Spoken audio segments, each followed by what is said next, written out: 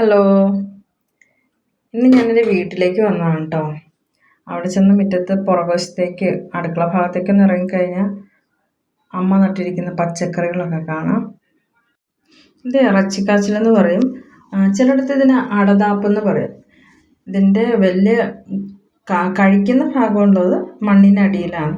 തേങ്ങ വറുത്തരച്ചിട്ട് വെച്ചാൽ അത് ഇറച്ചിക്കറി മോഡലായിരിക്കും കേട്ടോ. അതാണ് ഇതിൻ്റെ പേര് അങ്ങനെ വന്നത്. പിന്നെ പലതരത്തിലുള്ള വാഴകളെല്ലാം ഉണ്ട് കേട്ടോ. എല്ലാം പകുതിയൊക്കെ കൊല വന്നതും പകുതി കായ്ക്കാറായ വാഴകളൊക്കെ ഉണ്ട്. പിന്നെ അമ്മ എനിക്ക് തന്നുവിടാനായിട്ട് കാച്ചിൽ, ഒരു ചെറിയ കാച്ചിൽ എനിക്ക് കിട്ടി. പിന്നെ ബാക്കിയുള്ളത് മണ്ണിനടിയിലേക്ക് പോയത് ഇളക്കി എടുത്തുകൊണ്ടിരിക്കുകയാണ് കേട്ടോ. കാച്ചിൽ നീലക്കാച്ചിലും വെളുത്ത കാച്ചിലുണ്ട്. ഇത് വെളുത്ത കാച്ചിലാണ് കേട്ടോ. നീല നമ്മൾ കുക്ക് ചെയ്ത് കഴിയുമ്പോൾ നല്ല വയലറ്റ് കളറിലിരിക്കും. പിന്നെ ഇതിൽ വയലറ്റ് കാന്താരി, ചിലപ്പോൾ ചിലയിടത്ത് ഇത് കറുത്ത കാന്താരി എന്നും പറയും. ഇത് സാധാ പച്ചമുളകാണ് കേട്ടോ, കടകളിൽ നിന്നൊക്കെ മേടിക്കണ തന്നെ. നല്ല എരിവുള്ള മുളക്. പിന്നെ ഞാനൊരു സാധനം കാണിച്ചു തരാം. ഇത് ബജ്ജി മുളക്. മുളക് ബജ്ജിയോടുള്ള പ്രത്യേക ഇഷ്ടം പ്രമാണിച്ച് നട്ടു വെച്ചിരിക്കുന്ന മുളകാണ് കേട്ടോ. ഇത് നല്ലപോലെ മൂത്തും തോന്നുന്നു. മൂത്താൽ മാത്രമേ ഇത് പറിക്കാനായിട്ട് അനുവദിക്കുകയുള്ളൂ.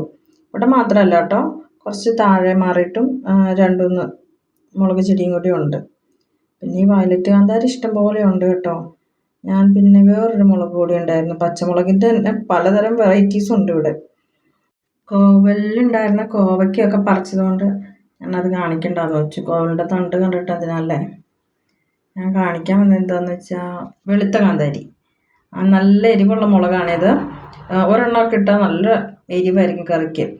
അത് പൊട്ടിച്ച് കഴിയുമ്പോൾ ഒരു നല്ല മണമുണ്ട്, ആ എരിവിൻ്റെ ഒരു കുത്തുമണം. അതൊക്കെ കപ്പയ്ക്കൊക്കെ കൂട്ടി കഴിക്കാൻ അടിപൊളിയായിരിക്കും. പിന്നെ നിറച്ച് മഞ്ഞളുണ്ട് കേട്ടോ. മഞ്ഞൾ നല്ല കളറല്ലേ നോക്കിയേ. ഇത് പറിച്ചിട്ട് പുഴുങ്ങി ഉണങ്ങിയാണ് നമ്മൾ പൊടിപ്പിക്കണേ. അത് മഞ്ഞൾപ്പൊടിക്ക് വേണ്ടിയിട്ട്. അത് വീട്ടിൽ ഇവിടെ ഒരിക്കലും മഞ്ഞൾപ്പൊടി കടയിൽ നിന്ന് വാങ്ങാറില്ല, എല്ലാം പൊടിപ്പിച്ചെടുക്കലുള്ളൂ. അപ്പോൾ കുറച്ച് മഞ്ഞൾ പറിച്ചിട്ടതിൽ നിന്ന് ഞാൻ എടുത്ത് പൊടിച്ച് കാണിച്ചാണ്ടത്. ഇത് ചേമ്പ്, പിന്നെ ആ ഭാഗത്തേക്ക് കുറച്ച് മഞ്ഞളും അതുപോലെ പച്ചമുളകുകളും കാന്താരിയും വെണ്ട, തക്കാളി, അങ്ങനെയുള്ള കുറച്ച് സാധനങ്ങൾ അവിടെ നിൽക്കുന്നുണ്ട്. പിന്നെ ഞാനിപ്പോൾ കാണിക്കാൻ പോകുന്ന ഒരു സാധനം ഇതെല്ലാവരും കണ്ടിട്ടുണ്ടാവും. ഇതിൻ്റെ പേര് നിത്യവഴുതനയാണ്. എൻ്റെ ചെറുപ്പത്തിൽ ഇത് വീട്ടിലുണ്ടായിരുന്നു. അതിന് പച്ച കളറായിരുന്നു.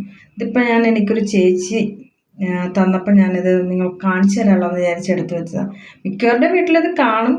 ഞങ്ങളുടെ ഈ നാട്ടിലേക്ക് ഈ സാധനം അത്ര കിട്ടാനില്ല. ഇതിനിപ്പോൾ ഇതൊരു പർപ്പിൾ കളറിലുള്ളതാണ് ഞാൻ കാണിച്ചു തരുന്നത്. ഇതിൻ്റെ ഹെഡ് പോലത്തെ ഭാഗം മൂത്ത് പോയതിൽ നിന്നാണ് വെളുത്തുള്ളി അല്ലി പോലെ ഞാനത് പൊളിച്ചിട്ടിരിക്കുന്നത്. ഇത് ഇത്ര മൂപ്പുള്ള പ്രായത്തിലാണ് കേട്ടോ നമ്മൾ കറി വെക്കാനായിട്ട് ഉപയോഗിക്കുന്നത്. ഇത്തിരി മൂത്ത് പോയാൽ അത്ര നല്ലതല്ല. എൻ്റെ പച്ചക്കറി വിശേഷങ്ങളും കൃഷിത്തോട്ടമൊക്കെ എല്ലാവർക്കും ഇഷ്ടപ്പെട്ടോ? Okay, see U.